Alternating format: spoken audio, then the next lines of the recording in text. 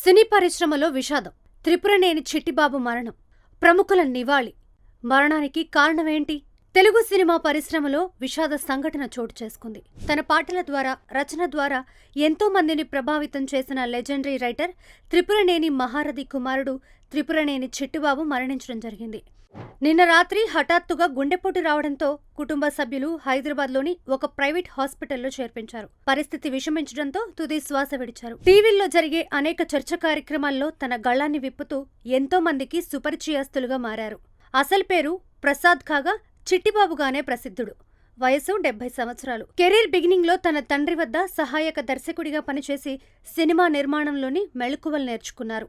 1984లో సంతానం చిత్రంతో దర్శకుడిగా పరిచయమయ్యి తొలి సినిమాతోనే మంచి విజయాన్ని అందుకున్నారు. రైతు భారతం వంటి వైవిధ్యమైన చిత్రాల్ని తెరకెక్కించి దర్శకుడిగా తన ప్రతిభను చాటుకున్నారు. అలాగే నటుడుగాను మెప్పించారు.